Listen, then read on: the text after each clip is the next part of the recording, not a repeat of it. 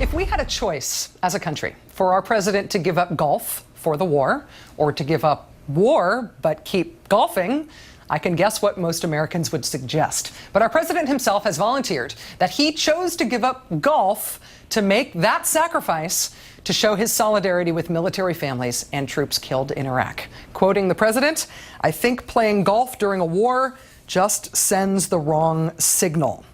So in our number one story on the countdown, what sends the right signal, Mr. President? First, a reminder that Bush did, in fact, play golf on October 13th, 2003, Columbus Day that year, even though he says he had supposedly stopped about 2 months earlier. And what of the president's other pastimes? Like mountain biking? Does that send the wrong signal during a war? Well, the president does need his exercise. But what about bass fishing? Or throwing out the first baseball pitch? Wrong signal there? No? Well, how about the dancing? This president enjoys the dancing on foreign soil as well as here at home.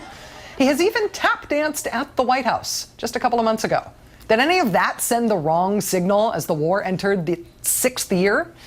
Not to mention Bush hamming it up at the White House Correspondents' Dinner every year, even joking about not being able to find weapons of mass destruction. No wrong signal there, Mr. President? Let's bring in comedian Paul Mecurio, who will be performing this weekend at the Punchline in San Francisco. Hi, Paul. Hi, Rachel. Nice to see you. Nice to see you, too. Let's dispense with the Bush golfing claim first. He says he gave up golf to honor the troops, but we know of at least one occasion when he golfed even after he said he had given it up. Do you think the president was confused? Was there some other explanation? No, I think he was carrying out his duty. He had information from the CIA, very good information, that there were weapons of mass destruction on the 17th fairway, and he was going to find them.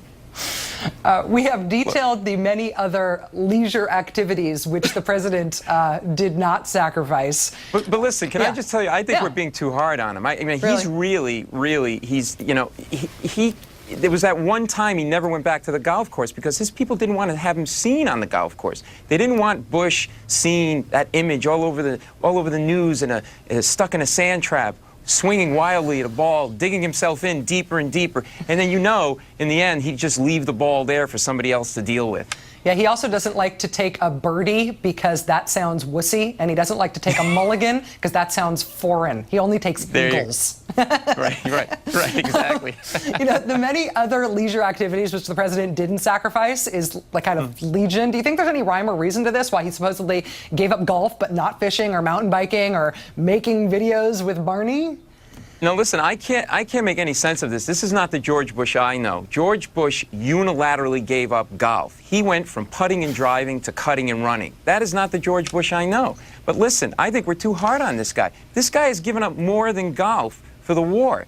He's given up a lot of things. He's given up Republican control of Congress, Social Security reform, and approval of 70% of the country.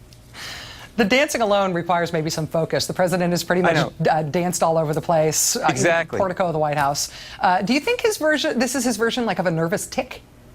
Well, it could be. I mean, look, I still think we're hard on him about the dancing or whatever. What have we given up as a country, as average citizens? What have we given up? Habeas corpus? You know, so what? I don't think it's a nervous tick. I think he's a very good dancer. Look at his history while he's been in power. He's danced around the definition of torture. He's danced around the reasons for going in Iraq. He's danced around the English language. This guy is on his way to Dancing with the Stars. One last question, Paul. For a president who says he wants to avoid sending the wrong signal during a time of war, there are these other matters. He's even made jokes about not finding weapons of mass destruction in Iraq. Do you think he misunderstands the concept of comic relief? You know, unfortunately, I think he does. He doesn't understand how funny he is when he speaks because he laughs in all the wrong places. And I understand why. It's not his fault. There's a signal that goes between his brain and his head. His mouth and his brain are on a satellite delay. Sometimes that signal gets interrupted by an episode of SpongeBob SquarePants. Paul Mecurio performing at the Punchline in San Francisco this weekend. Thanks for your time tonight. That's it for this edition of Countdown. I'm Rachel Maddow. You can catch me on Air America, 6 o'clock Eastern weekdays. Keith's back on Monday. Good night.